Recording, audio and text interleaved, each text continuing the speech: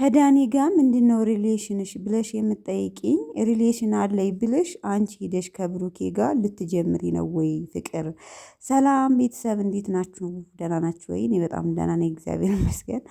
ባላችሁበት ሰላማችሁ ብዝት ይበልኝ። ያው ሶሲና ሃይሚ መጥተው ነበር በሶሲ ቤት ማለት ነው። ገምቻለሁ፣ ቅድም ተናግሬ ነበረ በሶሲ ቤት ነው የሚለቁት ብዬ ነበረ።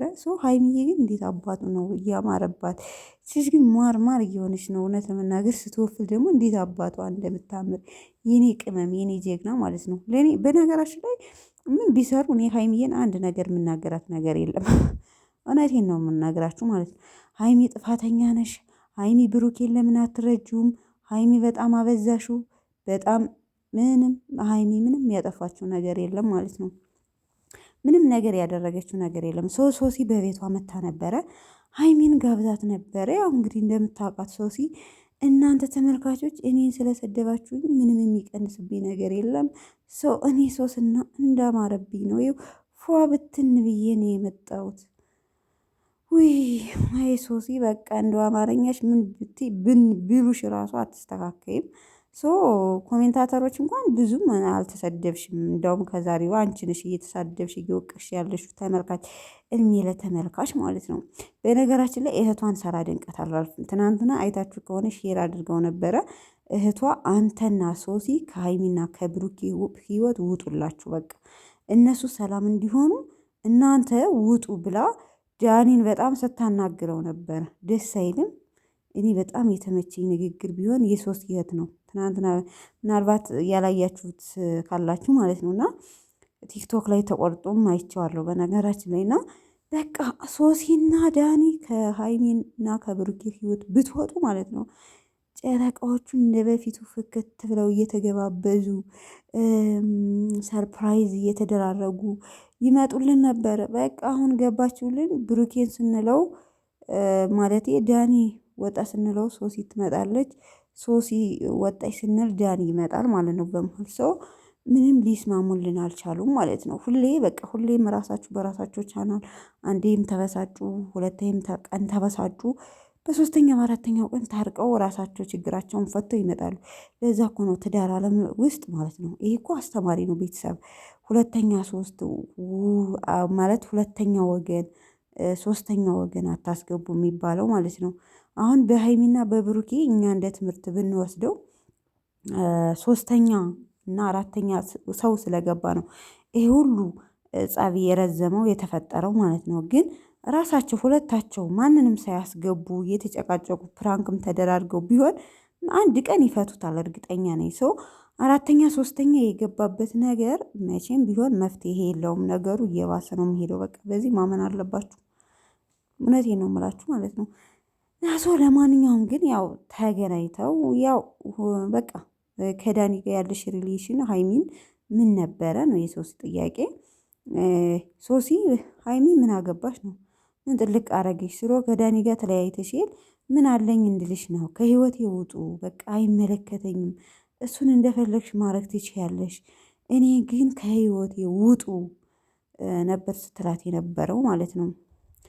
በቃ ምን እንድትልሽ ነው የምትፈልጊው? አሁን ደግሞ አንዳንዴ እንግዲህ ሃይሚ ዳኒን እንትን ብትል ስለ አንዳንድ ልጆች ማለት ነው ኮሜንታተሮች ዳኒን አትናገረው ብሩኬን ስትል ብግን ብላችኋል፣ ኮሜንታተሮች ማለት ነው። ሃይሚ እንዴት ብሩኬን ገልብጣ ወደ ዳኒ ትሄዳለች፣ እንዴት ለዳኒ ትደግፋለች በሚል ሀሳብ ማለት ነው። እናንተ አሁን እንደ ይህ የምትል እውነት ይመስላችኋል? እንደው ስታስቡት ማለት ነው። ብሩኬ አሁን ለዳኒ እውነት ከልቧ ብሩኬን ጠልታ ለዳኒ ልታግዝ ነው? እኔማ እንደው ታሳዝኑኛላችሁ ኮሜንታተሮች፣ ከምር ነው የምላችሁ ማለት ነው። ለማንኛውም ግን ብዙ ልጆች እየወቀሳችኋት ነው። ፍቅቅ ማትሉም ልጅ አላችሁ፣ የኔ ጀግና የኔ ማር አንቺ ማንም የሚጠላ የለም የምትሉ ልጆች አላችሁ። በቃ እኔ እናንተን እደግፋለሁ። ሃይሚን እኔ በነገራችን ላይ አንድ ሰው እንዲናገራት አልፈልግም። እኔ እንደራሴ ሀሳብ ማለት ነው። በቃ ትናገሯት። አንድ ነገር ማወቅ ያለባችሁ ነገር ምን እንደሆነ ታውቃላችሁ? በቃ ይሄን ሆን ብለው እኔ በነገራችን ላይ ዳኒም ቢሆን ሲል የምናገራቸው በቃ ምን ብዬ ልንገራቸው፣ እንደ እውነት እየታየኝ ነው እንጂ አንዳንድ ፓርት ላይ እነሱ የሚናገሩ የሚሰደቡ ሰዎች አይደሉም። ምክንያቱም ሆን ብለው ተመካክረው ነው እየሰሩ ያሉት ማለት ነው። ቤተሰቦቼ እንደዚህ ነው። ሁሉንም መናገር አያስፈልግም። ሰው ተመካክረው ራሳቸው ዛሬ ቪዲዮ ላይ ምን ምን ማለት እንዳለባቸው፣ ሶሲ ምን ምን መናገር እንዳለባት፣ ሀይሚ ምን መመለስ እንዳለባት ሆን ብለው ተመካክረው ስንት ቦታ ተቆርጦ ኤዲት ተደርጎ ነው ቪዲዮ ዩቱብ ላይ የሚለቀቀው። እና ያን ያህል ሰው መናገር አያስፈልግም ስላችሁ ነው ቤተሰቦቼ ማለት እና ሆን ብለው ተጣልተው የምር ተጣልተው ቢሆን ለማንም ለምንም ሼር አይደራረጉም። እንደምታያቸው ሆን ብለው አንድ ቀን ከሶስት ከለቀቁ ሁላቸውም ሼር ይደራረጋሉ። ዳኒ ሲለቅ ሁላቸውም ሼር ይደራረጋሉ። በቃ እኔ ሁሌም ተደጋጋሚ ነገር ነው የምነግራቸው። ያው ቢዝነስ ስለሆነ ተመካክረው ሆን ብለው እየሰሩ ነው ያሉት። ግን እኔ ይሄ በምን ነገሩ እንደሚቋጭ ግራ ገብቶኛል። ማለት በምን አይነት ኬዝ እንደሚቋጩት ነው ግራ የገባኝ። ለማንኛውም ቤተሰቦቼ ያው ዙሮ እንግዲህ ከህይወት የወጡ ነው። ያው ሶሲ ደግሞ ሀይሚ ከዳኒ ጋር ስለ ዳኒ አያገባህም በሚለው ሀሳብ አንቺ ከዳኒ ጋር ምን አይነት ሪሌሽን አለሽ? ዳኒን ትፈልጊዋለሽ ነው የሶሲ ቅናት። ከዳኒ ህይወት ውጭ ነው አሁን ሶሲ እያለችም ያለችው ስለ ዳኒ አይመለከትሽም ነው። ሀይሚ ደግሞ ከዳኒ ጋር እንደዚህ ብለሽ የምትጠይቂኝ ማለት እኔ ብሩኬን ከብዙ አመት በፊት አውቀዋለሁ። አንቺ ግን ስለ ዳኒ የምትደግፊው መቼ አውቀሽው? ካወቅሽው ገና ሳምንትሽ ነው። እንዴት ስለ ዳኒ ትደግፊያለሽ ነው? እኔ ብሩኬ በተነጋገረው ነገር ስህተት ስለሆነ ነው እንጂ ስለ ዳኒ የደገፍኩት እኔ ስለ ዳኒ ምንም አግብቶኝ አይደለም። እንደፈለግሽ መሆን ትችያለሽ፣ ከህይወቴ ውጭ ብቻ አለቻት። ሶ ከራሴ ህይወት ውጭ ነው በቃ ሀይሚ ማለት ነው። ሶ አንቺ ሶሲ ተመልሰሽ ባልሽን ያዥ። በቃ ብሩኬን ለቅቅ አድርጊ። ቤስት ፍሬንድሽ የሚሆን ምንሽ የሚሆን ብሩኬን ልቅቅ አድርጊላት በቃ። ከዛ ከዳኒ ጋም ምንም አይነት ሪሌሽን አይኖራትም ማለት ነው ሀይሚ። ስለዚህ አንቺ መጀመሪያ ብሩኬን ልቀቂ ማለት ነው። ምክንያቱም መጀመሪያ የገባሽባት አንቺ ስለሆንሽ ማለት ነው። አንዳንዴ እኮ እልህም ያስገባል። እውነተኛ ነገር ስትሄዱ እልህ ያስገባል። አንዲት ሴት አሁን አንድ ጓደኛ የራሳችሁን ብትቀማችሁ እናንተ መልሳችሁ ከሆነ እሷን ለማቃጠል የሆነ ነገር አታደርጓትም፣ አትበቀለትም።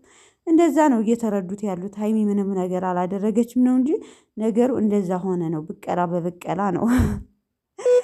እና ለማንኛውም ቤተሰቦቼ እንግዲህ ያው ነገ በሀይሚ ቤት ይመጣሉ ይመስለኛል። ብሩኬና ሀይሚ ግን ቢመጡ በጣም ደስ ይለኛል እውነት ለመናገር። ያው እንጠብቃቸዋለን። እንግዲህ የዛሬው ቪዲዮ ይህን ይመስላል። ምንም ሰላም የሚፈጠር አቅጣጫ አይደለም። እንግዲህ ቤተሰቦቼ በሌላ ቪዲዮ እስከምንገናኝ ባላችሁበት ሰላማችሁ ላይክ እያደረጋችሁ ለምታበረታቱ ቤተሰቦቼ ከልብ አመሰግናለሁ። በሌላ ቪዲዮ እስከምንገናኝ በድጋሚ ባላችሁበት ሰላማችሁ ይብዛልኝ። ባይ ባይ።